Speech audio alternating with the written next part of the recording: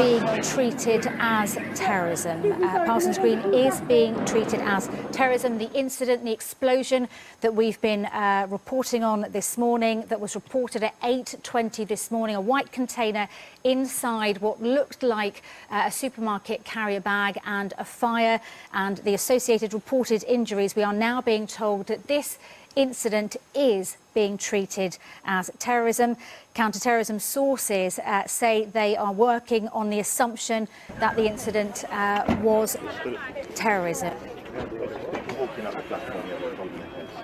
So this is still light, by the way. Oh, is that bag's on fire? Yeah. I've got a few glasses. Right, guys, let's get away and let's move right. Clearly, we are investigating a critical and extremely serious incident this morning. At around 8:20, the emergency services were called to Parsons Green to deal with what looked like an item exploding to a small degree on a tube train. There have been a number of people injured, and we are still assessing the extent of those injuries. For the moment, obviously, the station and surrounding areas closed off whilst we undertake a thorough review. The matter has been declared a counter-terrorist related incident and will be managed and controlled by the Metropolitan Police Counter-Terrorist Command. British Transport Police and the other emergency services will be assisting with.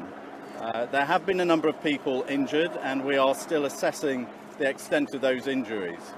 For the moment, obviously, the station and surrounding areas closed off whilst we undertake a thorough review. The matter has been declared a counter-terrorist related incident and will be managed and controlled by the Metropolitan Police Counter-Terrorist Command. British Transport Police and the other emergency services will be assisting with that investigation as it unfolds throughout today.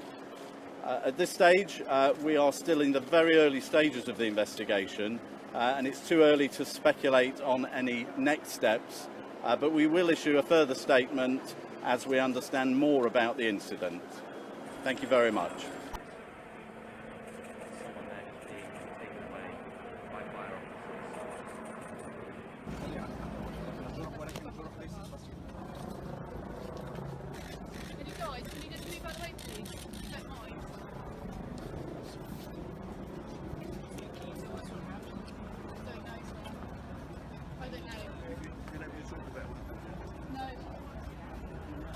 Yes, I've chaired a meeting of COBRA following this cowardly terrorist attack that took place on the London Underground at Parsons Green. Clearly, this was a device that was intended to cause significant harm, and 22 people have been injured and are being treated in hospital. And our thoughts are with all those who've been affected by this attack. The emergency services were on the scene immediately, and once again I'd like to thank them for their professionalism and for their bravery. And the police and security services are obviously doing all the work to discover the full circumstances of this cowardly attack and to identify those responsible. And I would urge any members of the public who have any information or footage about what happened this morning to pass it to the police urgently. The threat level remains at severe. That means that a terrorist attack is highly likely, but this will be kept under review as the investigation progresses. And the public should go about their daily lives, but remain vigilant. And people who are travelling in London will see an increased armed police presence on the transport network, and they will see security will be increased, and the police will, of course, do what is necessary to protect the public. The threat of terrorism that we face is severe, but together, by working together, we will defeat them.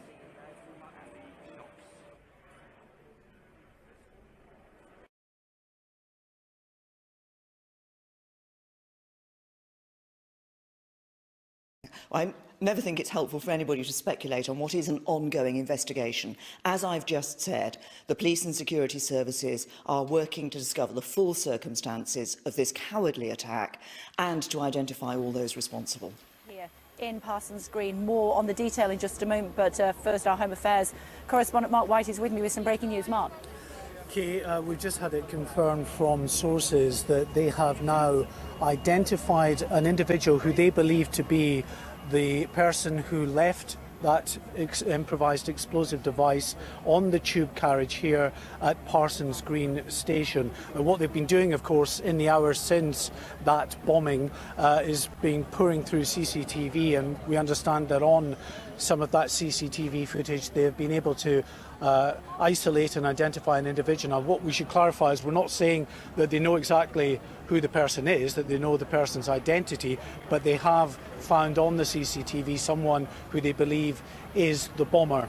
And there is now an intensive manhunt underway to try and find this individual, obviously tracing back more CCTV, speaking to people, seeing whether they can follow a timeline of where this individual left that train after planting the device. The theory, because the device had a timer attached, is that he might not, or this person might not, have left this underground train here at Parsons Green, but it might have been a station or two before then, set the timer for 2 or 3 minutes, and then got off the train, exited the station and disappeared into the city somewhere. But at this hour, we're being told from sources that looking through all that CCTV footage, police have identified someone that they believe to have been the person who left that improvised explosive device on this District Line train here at Parsons Green. So that was only a matter of time, really, wasn't it? Because he's on a tube, he's got a little bag with him, it's quite a big bag. It's fairly easy to identify once you start going through the CCTV.